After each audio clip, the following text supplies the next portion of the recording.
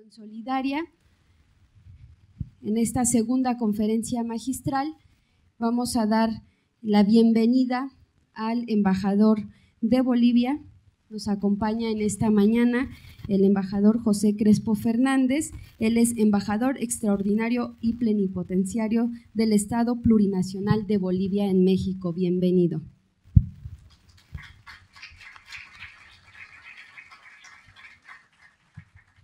Le robamos rápidamente 2 minutos para leer su hoja de vida, la reseña del embajador. Nos acompaña, él es historiador de profesión, fue director general de Relaciones Multilaterales en el Ministerio de Relaciones Exteriores, ejerció en varias oportunidades como viceministro de Relaciones Exteriores, fue jefe de la Unidad de Integración Regional en el mismo ministerio y previamente ejerció como director general de Planificación en el Ministerio de Culturas de su país. Como director general de Relaciones Multilaterales, también tuvo la representación boliviana como delegado nacional alterno de Bolivia ante la Unión de Naciones Suramericanas, UNASUR, coordinador nacional alterno de Bolivia a la Comunidad de Estados de América Latina y el Caribe, CELAC, coordinador nacional alterno de Bolivia a la Secretaría General Iberoamericana, y fue representante nacional alterno de Bolivia ante la Organización del Tratado de la Cuenca Amazónica, OTCA. Participó como delegado por Bolivia en las últimas 6 asambleas generales de la Organización de Estados Americanos, la OEA, y en las últimas 6 asambleas generales de Naciones Unidas. En el ámbito académico, durante 14 años fue director académico de Universidad Andina Simón Bolívar, sede La Paz, que es el centro académico de posgrado de la Comunidad Andina de Naciones Perú, Bolivia, Colombia y Ecuador. También fue docente en la Universidad Católica Boliviana y en la Universidad Mayor de San Andrés en La Paz, impartiendo las materias de Historia Sociopolítica de Bolivia, Antropología Cultural Boliviana e Identidad Aymara, Geografía de Bolivia y Elementos de Historia de Bolivia. En cuanto a membresías, fue miembro titular del Directorio Agencia Boliviana Espacial, presidente de la Comisión de Impugnación del Consejo Nacional del Refugiado Bolivia, representante titular del Ministerio de Relaciones Exteriores ante Consejo Nacional de Derechos Humanos Bolivia y representante titular del Ministerio de Relaciones Exteriores ante Consejo Interinstitucional para el Esclarecimiento de Desapariciones en Bolivia. Muchas gracias, bienvenido. Bueno, muchas gracias. Hola, ¿se escucha bien? Muchas gracias primero a todas las autoridades de la universidad que nos han permitido estar acá con ustedes. Saludo especialmente a los colegas docentes, sé el trabajo que significa preparar este tipo de actividades y también agradezco a los hermanos estudiantes porque sé también del valor que tiene que tener para aguantarse unas cuantas horas sentados escuchando algunas cosas que no siempre les caen bien o que no siempre creen que les va a servir para el trabajo profesional luego, ¿no? Por supuesto, saludo a mi amigo, a mi hermano, el embajador de Ecuador, a Leonardo, con quien hemos compartido una buena parte de la hoja de vida que está puesta ahí, ¿no? Particularmente la representación ante organismos de integración latinoamericanos y hemos coincidido siempre en la promoción, la defensa de los procesos revolucionarios, progresistas que nos ha tocado representar a nosotros en cada uno de esos espacios, ¿sí? Bueno, nos toca ahora hablar de, volvemos al anterior, hablar de economía social y solidaria. Este es cuando me presentaron la invitación, ¿no? Estuvimos, por supuesto, muy tentados a hacer una presentación específica de qué es lo que Bolivia ha hecho sobre eso, ¿sí? Pero al mismo tiempo pensábamos que debíamos primero contarles un poquito qué es Bolivia para que se den cuenta que nosotros lo que hicimos en el resumen, y esto lo puedo decir al final de esta charla o al principio de esta charla, lo que hicimos nosotros fue organizar aquello que de hecho existía en Bolivia. O sea, esto es todo el concepto de economía social y solidaria es en realidad lo que nos estaba ocurriendo en la mayoría de nuestra población. lo que hemos hecho es darle el espacio que era necesario que tenga. Que el Estado mire aquello que en realidad estaba ocurriendo en prácticamente el 60% de la economía boliviana, que era el motor del desarrollo interno, no solamente en el comercio, sino también en la producción, y que lo que había que hacer era darle un contexto económico sano para que se siga desarrollando, porque era, a todas luces, el mejor modelo que podíamos aprovechar. Les voy a contar, antes de entrar a la presentación, muy poquitito de Bolivia. Bolivia es un país mediterráneo, no tiene salida al mar, le fue usurpada su salida al mar en el año 1879, tiene un poquito menos de la mitad, un poquito más mejor de la mitad de extensión que México. México está por el 1.864.000, Bolivia tiene 1.100.000 kilómetros cuadrados. Es uno de los países medianos en América del Sur.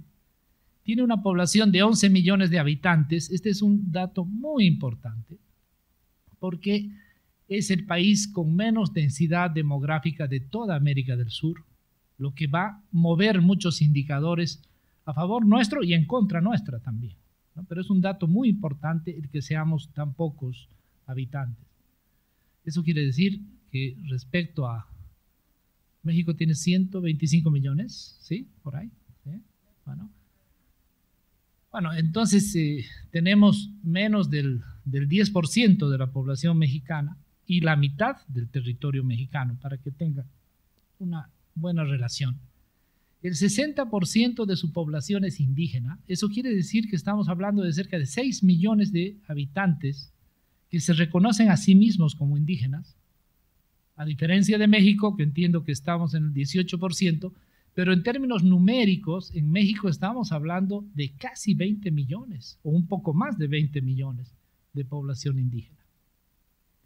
El hecho de que sea mayoría indígena tiene dos consecuencias inmediatas. Una, que cerca del 40-45% de su población está en el área rural, vale decir, en el campo.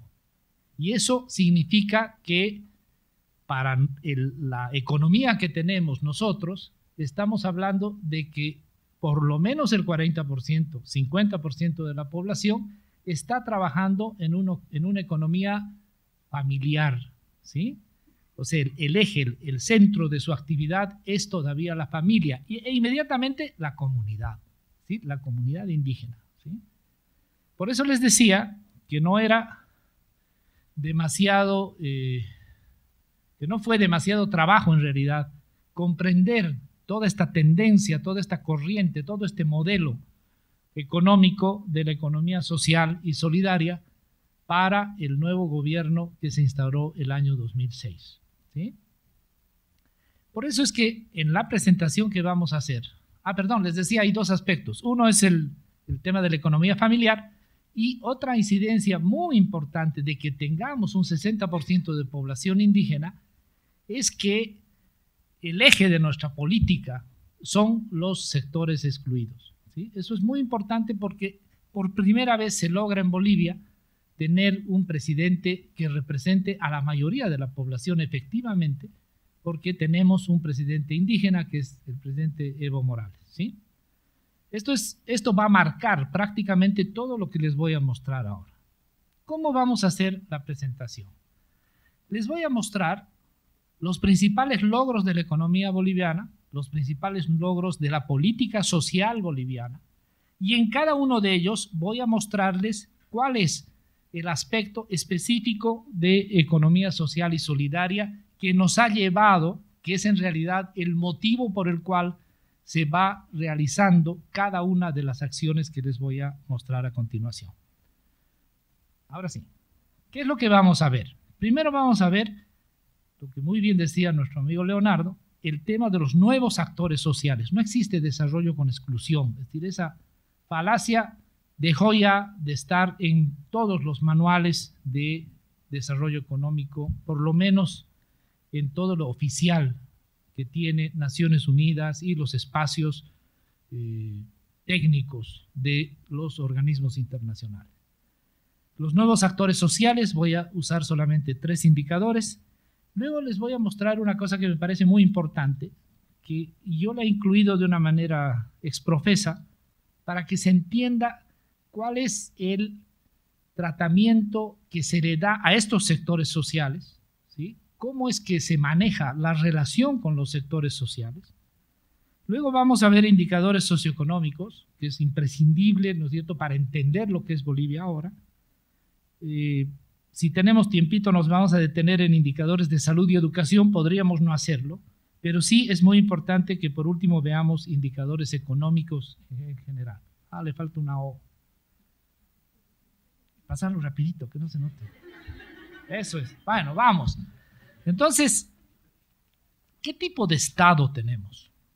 Quizá eso es muy importante establecer. La Constitución Política del Estado establece claramente que el modelo de desarrollo que nosotros tenemos es modelo económico, social, comunitario y productivo. Cada una de esas palabras va a marcar lo que hacemos en Bolivia. Social, no está al final, está al principio, es un modelo económico-social, comunitario porque está reconociendo precisamente la cualidad comunitaria de nuestras organizaciones sociales, y productivo porque ese es el fin de todo el modelo. Ese modelo económico considera, esto es muy importante para que luego vayamos corriendo los indicadores, esta economía se reconoce a sí misma como economía plural, otra vez un principio constitucional, y que se entiende como plural, que reconoce 4 tipos de economía que están trabajando coordinadamente al mismo tiempo. ¿Cuáles son esos? El sector estatal, el sector privado, el sector comunitario propiamente, estamos hablando particularmente de las comunidades indígenas, y el asociativo o corporativo. El asociativo o corporativo es todo lo que el capitalismo fue haciendo en los últimos 40, 50 años, con cooperativas rurales, con pequeñas asociaciones en las ciudades, que se las reconoce también como base de lo que vamos a trabajar. Miren ustedes qué es lo que vamos a mostrar. Nuevos actores sociales.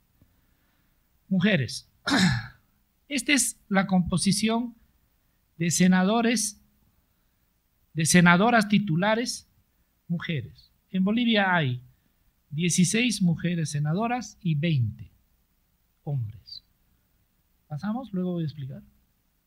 En la Cámara de Diputados, 66 diputados hombres, 64 mujeres. ¿Qué es lo que hemos hecho? Una cosa muy sencilla, que es una ley, ¿no?, que ustedes van a ver, que empieza a funcionar a partir de la elección del año 2015, una ley donde hemos convocado a todos los operadores políticos de los partidos políticos para que nos digan cómo hacen para que con estas leyes de equidad, igual nomás siempre haya más hombres que mujeres.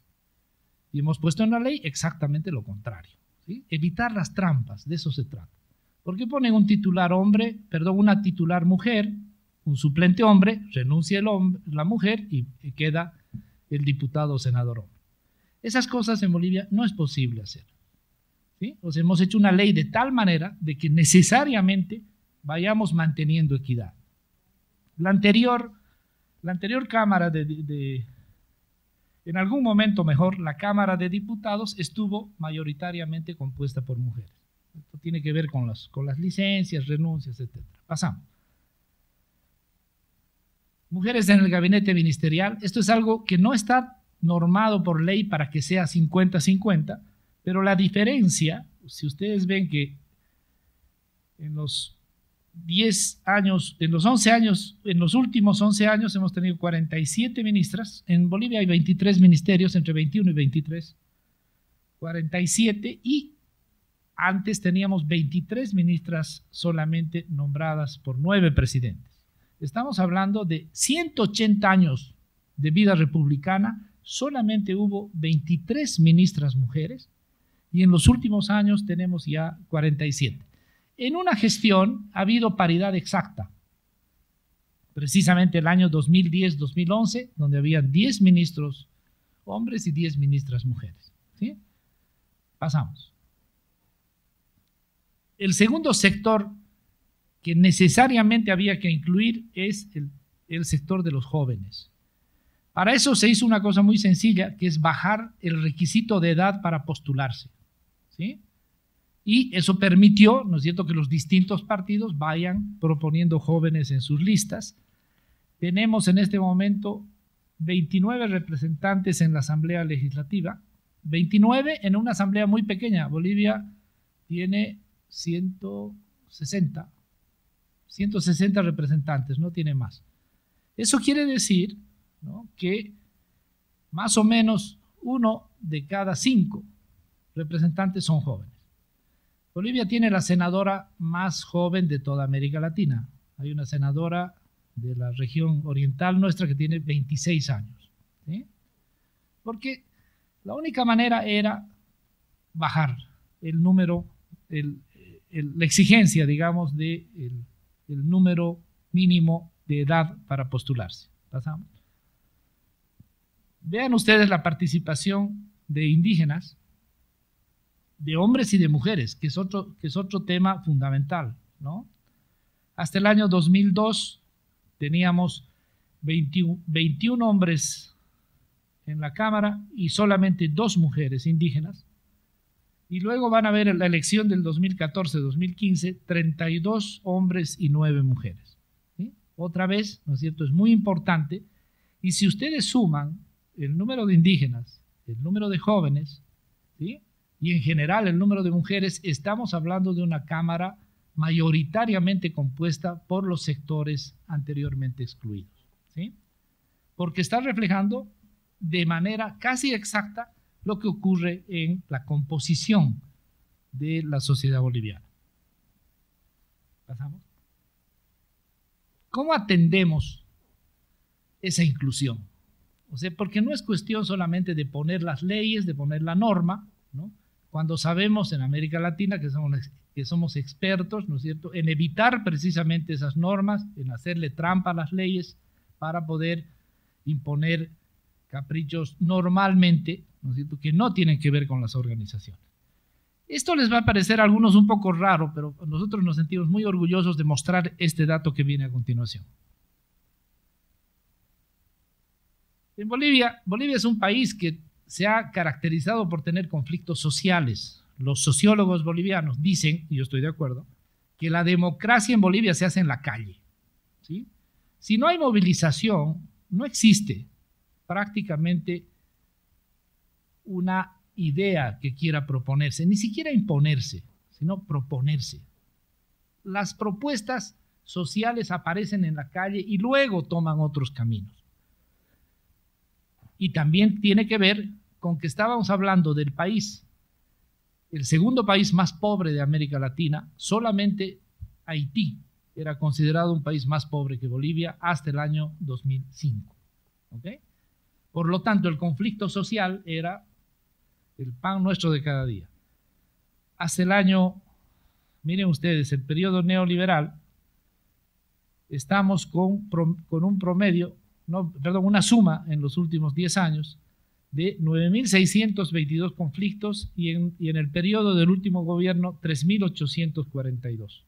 Fundamentalmente en los primeros años van a ver ustedes que hay bastante conflicto en Bolivia hasta que se aprueba la nueva Constitución Política del Estado, que es precisamente la que va a reconocer todo aquello que van a ver ustedes o que han empezado a ver y van a ver a continuación.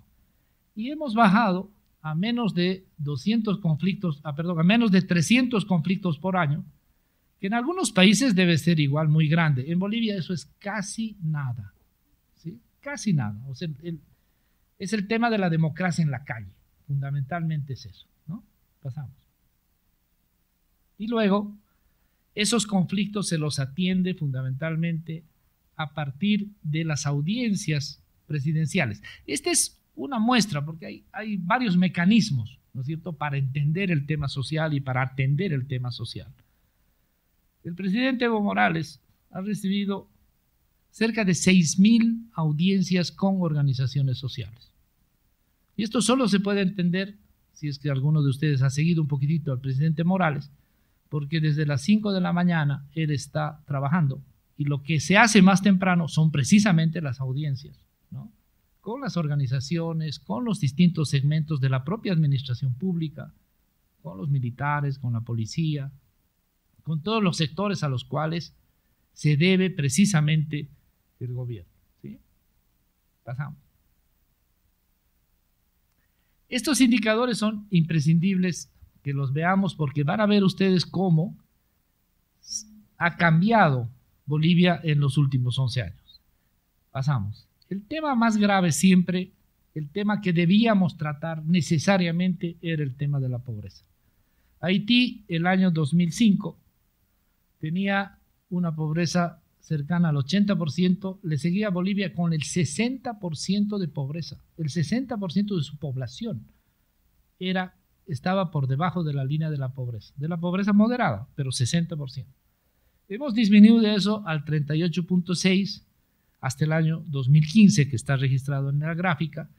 He intentado tener el dato del año 2016, hay toda una polémica en Bolivia con los datos del Banco Mundial, de la CEPAL y de nuestro propio mecanismo de estadística, pero es interesante que la discusión en todos los casos está por encima, está entre el 37 y el 36%. 36.8, no es 36.8, es 36.2. Yo cualquiera de los datos me alegra, ¿sí? Claro, porque estamos realmente hablando de que hemos bajado más de 20 puntos en 11 años en nuestro nivel de pobreza. Pasamos. Ahí tienen ustedes el tema de la pobreza extrema. Esta es criminal, esta es asesina, o sea, no es una pobreza que se soporta, que se lleva, que se soluciona, no. Esta es la que tiene consecuencias incluso en el desarrollo mental de los niños, ¿no?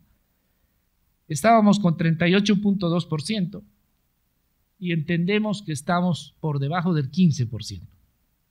El año 2025, y ese es el nuevo plan de desarrollo que se ha planteado, Bolivia tendrá 0 de pobreza extrema. Es como que el objetivo central de toda la política económica que tenemos. ¿Está bien? Casi todas las acciones que se toman a nivel gubernamental en nuestro país tienen que ver todavía con la pobreza. No se habla de desarrollo sino a partir de la pobreza, no se habla de industrialización sino a partir de la pobreza, porque es como que era el sello del país, un sello negativo, pero era el sello del país y ese fue el eje de todas las políticas económicas, sociales, etc. Adelante. Sin embargo de que existe esa pobreza, Bolivia es uno de los países más iguales de América Latina. Hay una discusión si somos el segundo o el primero, pero miren ustedes la información. El año 2005, el 10% más rico de Bolivia tenía 128 veces la riqueza del 10% más pobre. Esas 128 veces se han convertido al año 2015 solamente en 37 veces.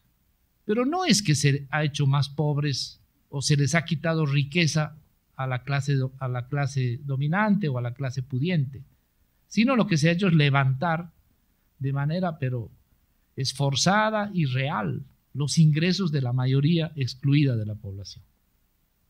Hay alguna estadística que muestra que nunca los banqueros ganaron tanta plata como en los últimos 10 años en Bolivia. Claro, tiene que ver con el flujo económico, no tiene que ver con las medidas contra los banqueros, sino tiene que ver con que existen muchos más recursos, por lo tanto, existen más transacciones, existen más créditos y se puede perfectamente entender que eso ocurre. Pero al mismo tiempo, la solución de la pobreza, el hecho de haber incorporado al 20% de nuestra población a la clase media, implica necesariamente una disminución de la desigualdad. Miren cómo de manera abierta y franca va bajando el nivel de desigualdad. Adelante, pásenla. Tasa de desempleo. recibimos 5.4% de desempleo abierto, estamos hablando de desempleo abierto, y estamos en este momento en 3%. Ese 3%, el año 2015-2016 fue preocupante para el gobierno e inmediatamente apareció toda una estrategia para superar el tema del desempleo. Vamos a terminar el año 2017 otra vez por debajo del 3%. O sea, la proyección de lo que se ha ido haciendo en este sentido también tiene que ver con eso. ¿Sí? Pasamos. Les decía, no basta. O sea, si uno dice desigualdad, inmediatamente piensa que los ricos ya no son tan ricos, ¿no? Es un tema del ingreso de los menos favorecidos. En Bolivia, el salario mínimo el año 2005, antes del gobierno de Evo Morales, estaba en 440 bolivianos, eso quiere decir $60, más o menos. ¿Sí? Imagínense, $60 mensuales. Ahora estamos en cerca de $300 norteamericanos de salario mínimo. Ahí aparece hasta el año 2015. Se han perdido los años. El último es el año 2015, es 1.805, y el 1 de mayo de este año, no entró todavía en la gráfica que uso, el 1 de mayo de este año el salario mínimo ha subido a 2.000 bolivianos, que son casi $300 norteamericanos. Porque de eso se trata el modelo económico. Aprovecho aquí para explicar dos aspectos fundamentales que tienen que ver con el tema del coloquio. Cuando nosotros decimos vamos a trabajar por los sectores menos favorecidos, necesitamos tener un modelo de contexto, un modelo económico de contexto. Bolivia tiene, como les decía, cerca del 45% de su población en el área rural. Por lo tanto, el modelo económico es en realidad un modelo de desarrollo endógeno. Si bien las exportaciones, y eso lo vamos a ver luego, son fundamentales para el desarrollo de nuestro país, a medida que va avanzando el modelo económico, es más importante la producción interna que la exportación. Es como que empezamos así, exportación, producción interna, y la idea es que esto vaya equilibrándose. Estamos ya cerca de equilibrar el tema a partir de una cosa muy sencilla. Un economista, menos mal la señorita ha leído mi hoja de vida, yo soy historiador, ¿no? Un economista explicaría mejor, pero la idea en general es que entre tanto la población no tenga recursos, no va a consumir, y entre tanto no consuma, no habrá producción, y entre tanto no haya producción, no habrá comercio, y entre tanto no haya comercio, no habrá ahorro, etcétera, etcétera, etcétera. Es un modelo de desarrollo que hasta ahora ha funcionado, ¿sí? Y ha funcionado generando precisamente este tipo de resultados. ¿Qué es lo que se ha hecho? No es que se han creado grandes industrias, se lo ha hecho en los temas fundamentales. No es que que hemos dependido expresamente de las exportaciones de recursos naturales, sino lo que hemos hecho es economía popular, es decir, potenciar precisamente aquello que la población estaba ya haciendo, ¿sí? La cantidad de pequeñas empresas de Bolivia en este momento respecto al 2005 es del 200% más. O sea, hemos triplicado la cantidad de empresas. Esas empresas, casi todas, son pequeñas y medianas empresas, que son las que nos interesa precisamente que se desarrollen, ¿sí? Porque la economía de exportación es fundamentalmente una economía que está manejada por el Estado. Todo lo que es exportación de petróleo, exportación de minerales, la parte sustantiva es estatal, y luego la exportación, eso vendrá luego, que es la exportación del litio, ¿no? Que es un recurso energético fundamental para este siglo, ¿no? Bolivia es, yo digo, a veces lamentablemente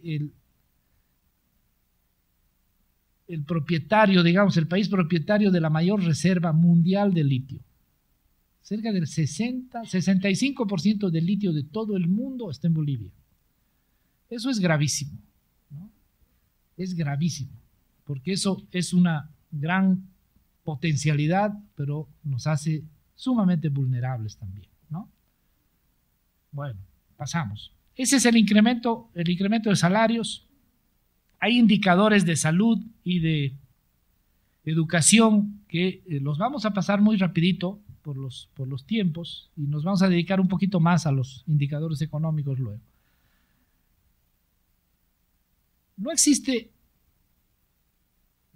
salud y educación, entre tanto no hay inversión. Y la inversión es fundamentalmente pública, porque la inversión privada, si bien se la puede fomentar, se la puede gestionar, no se puede asegurar el resultado de la gestión privada. Y cuando se trata de salud y de educación, que son los temas más delicados de todas las sociedades, es mejor que sea el Estado, ¿no es cierto?, el que controle el tipo de inversión que se hace. No solamente que haga la inversión, sino que la controle, que la supervise. Voy a aprovechar un dato que nos daba nuestro embajador Leonardo.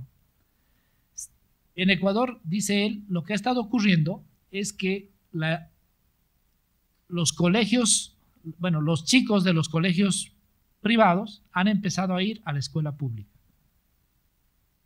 Yo les voy a dar un dato que no tengo estadística de qué es lo que nos ha ocurrido en eso.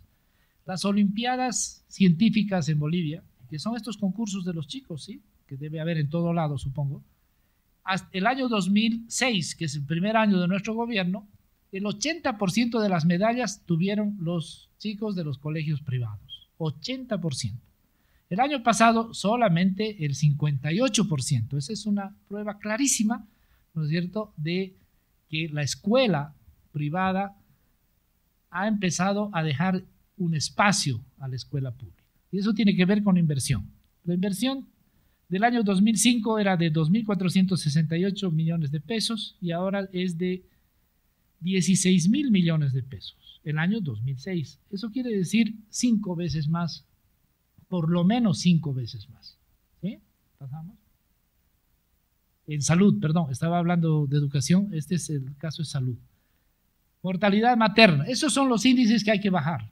Otra vez, Bolivia tenía uno de los índices más altos, el quinto en América Latina de los 34 países. Ahora hemos bajado en 30% esa mortalidad.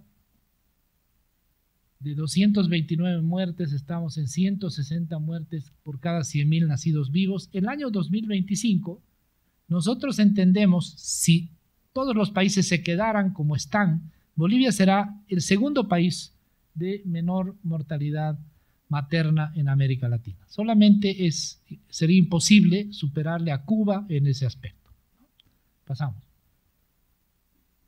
Mortalidad infantil de 53 a 44, 17%, pasamos. Este es el indicador que hay que evitar o evitar.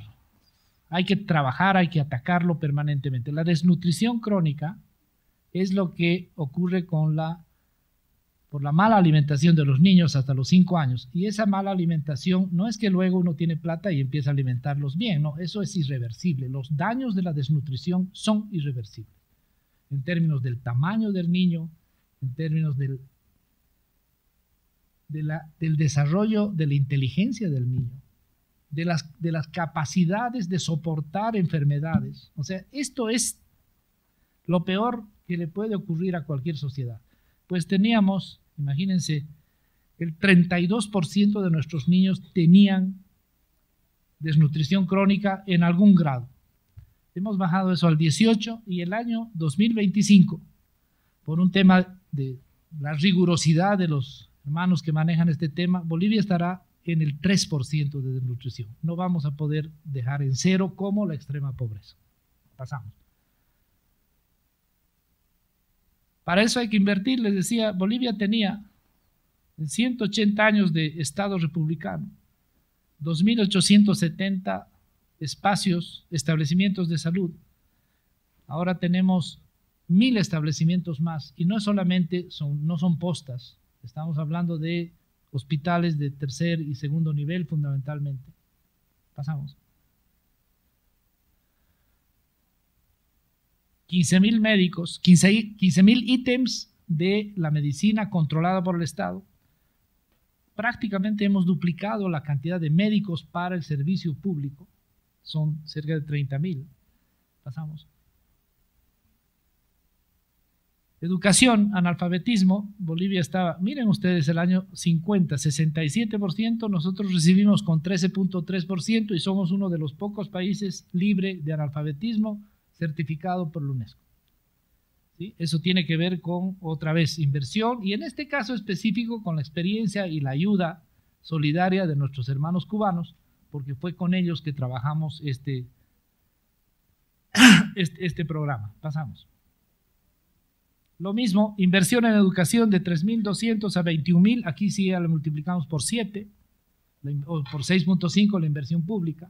Y esa inversión pública, pasamos, antes la anterior, esa inversión pública nos muestra que es el 9% del PIB. Solamente Cuba tiene una inversión en educación mayor que Bolivia, que es del 12.8%, y Bolivia es el segundo país ahora en inversión del 9%. Hay algunos indicadores que les van a sorprender, pero yo quiero que piensen lo que les he dicho al inicio. Bolivia era casi en todo. Estaba entre el segundo y el tercer lugar, empezando de abajo, en educación, en salud, etcétera, etcétera. ¿Sí? Adelante. Cantidad de ítems. Yo pongo ahí el tema de, en general, del sistema educativo. Y vemos que, otra vez, prácticamente hemos duplicado la cantidad de ítems. Esto tiene que ver con un artículo de la Constitución Política del Estado que establece claramente que la educación es obligatoria hasta el nivel secundario, lo que aquí sería la preparatoria. Antes era solamente hasta la primaria y el momento que decimos que será obligatorio hasta la secundaria, eso implica mayor cantidad de colegios, tecnología, maestros. Adelante. Ahí se nota más claramente el tema de la secundaria. ¿Sí? El mismo dato anterior, pero con información para la escuela secundaria. Pasamos. Ahí está el tema del abandono escolar. Así como la desnutrición crónica es un indicador que hay que trabajarlo. La gente no... a mí me cuesta entender, pero bueno, al final acabé entendiendo que el tema del abandono escolar es otro de los indicadores que hay que atacarlo porque casi es irreversible. Los chicos que dejan la escuela con muchísima dificultad, solo al 15% vuelven a la escuela. O sea, dejar que un niño se vaya de la escuela es prácticamente quitarle la posibilidad de formación. Por eso le pusimos demasiado empeño al asunto hasta haber bajado en el nivel primario a 2.2% y en el secundario a 4.9%. Y seguimos trabajando el tema. Lo hemos hecho de la manera más sencilla, porque esto ya no tiene que ver con las grandes políticas, los grandes teóricos y demás. Teníamos dos problemas, el problema de la deserción escolar y el problema de el control de niño sano, así se llama, es llevar al niño a su control médico antes de que esté enfermo, porque cuando está enfermo es otro tipo de tarea, ¿sí? La obligación del Estado fue esa, y no se les ocurrió a mis hermanos administradores de esta parte una mejor idea que darle un bono a cada niño que demuestre que acabó el colegio, la escuela, y que presenta los 3 o 4 controles anuales de niño sano. No se le da a los papás, se le da a los niños, a todos, sin excepción. Empezamos dando a los niños de edades de primaria y hace 2 años se ha extendido al nivel secundario y otra vez inmediatamente tiene efectos sobre el indicador. Bolivia era el tercer, aquí sí con precisión, era el tercer país que tenía mayor deserción escolar y ahora pasamos. Es el segundo en menor deserción escolar. Solamente Chile tiene un índice mejor que el nuestro. ¿Sí? Pasamos. Esos son algunos datos, porque aquí ya no vale la pena hacer gráficos porque prácticamente no había, ustedes pueden ver que no existían políticas de desarrollo tecnológico.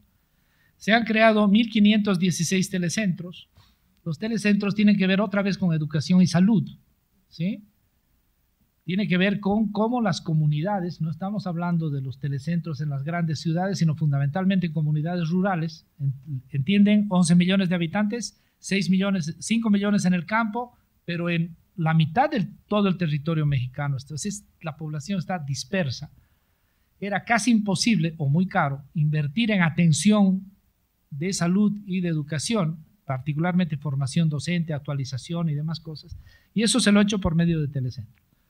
Pues en las comunidades se recibe una señal en internet y ahí hay consultas de medicina, hay capacitación para los profesores, etcétera. Esto implicaba, por supuesto, una inversión muy grande, muy fuerte en telecomunicaciones.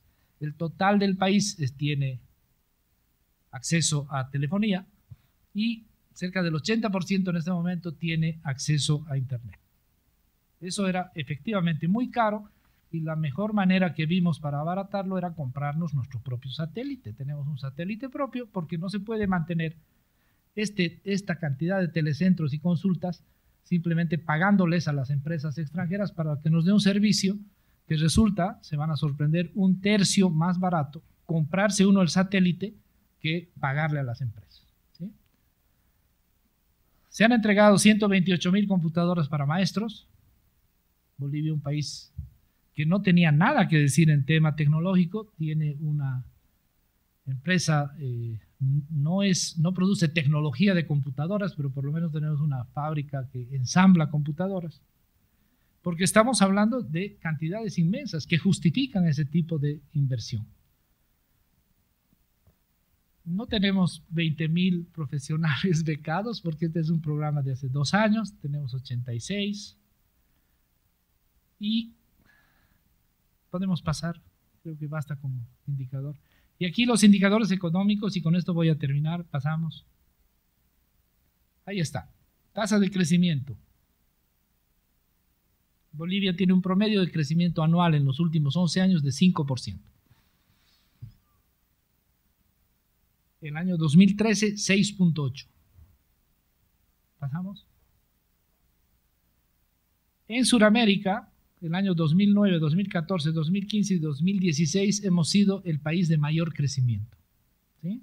El año 2017 presumimos que vamos a estar en 4.8%. Esto es muy interesante porque el precio de los commodities, del que dicen que depende nuestra economía, que es la exportación de gas y minerales, el precio internacional se cae precisamente en los 3 años que vamos a ser el país de mayor crecimiento. Esta es una comprobación de que, si bien es muy importante el tema de nuestras exportaciones, en realidad lo que funciona es el modelo económico, comunitario, productivo. Es decir, estamos hablando del modelo endógeno de desarrollo que parte fundamentalmente de todo el fomento a lo que es la economía popular y solidaria. Porque ese es el mayor componente de nuestro propio Producto Interno Bruto. ¿Sí? ¿Cómo fue posible esto? Quizás lo digo al final. Pasemos. Miren ustedes esto, el Producto Interno Bruto per cápita, Bolivia, por eso es que teníamos una pobreza atroz. $1,037 norteamericanos al 2005 y hemos triplicado nuestro ingreso per cápita. Eso quiere decir que hemos triplicado nuestro PIB, porque prácticamente no hemos aumentado demasiado la población. Pese al tamaño del país, pese a los éxitos, por eso decía, a veces es favorable y a veces no tanto el tener poca población, pese a esas características de extensión territorial, de población, nuestro PIB sigue siendo muy pequeño. Estamos en 36,000, 37,000 millones de dólares, ¿no? Que es fácil, 1/3 lo del Ecuador. ¿Sí, no? Ecuador debe estar en más de 100,000. ¿No? Si yo comparo con México, van a quedar sorprendidísimos, porque ahí ya no alcanza un 0. Estamos hablando de más, o sea, México tiene más de 100 veces el PIB de Bolivia. Sin error, lo he calculado, ¿sí? Pasamos. No, ha sido atrás. Adelante. Ese es el nominal, antes el anterior. Ven ahí, 33.000 millones de dólares estimado al 2016. Estamos en cerca de 34.000, ¿sí? Pasamos. Ese es el tema de inversión estatal. Bolivia tenía 629 millones de dólares de inversión estatal el año 2005 y ahora tenemos cerca de 6.000 millones de dólares. Porque si no lo hacemos nosotros, no lo va a hacer nadie. Ya estoy acabando. Último, vamos.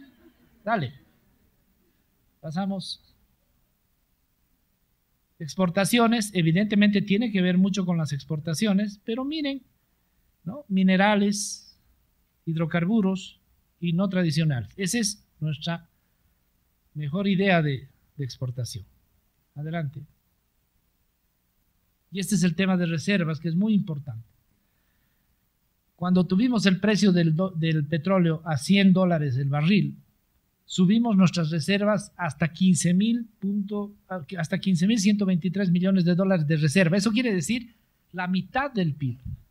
No existe un país que tenga en reservas internacionales la mitad del PIB, ¿no? Y aquí ya en el mundo no existe, ¿sí? Bolivia era un modelo para eso. Bajó el precio del petróleo y miren, nosotros mantuvimos la inversión porque empezamos a utilizar nuestra reserva en inversión gubernamental. Y bajamos nuestra reserva a 10.000, ahora pasamos, es la penúltima. Y pese a eso, somos el país que en porcentaje de su PIB en América Latina es el país que mayor porcentaje de reservas internacionales tiene respecto a su PIB. Pasamos, por favor. Esa es mi propaganda, pero antes, hay un secreto. Un solo secreto que yo me lo guardo siempre para el final. ¿Cómo hemos hecho esto?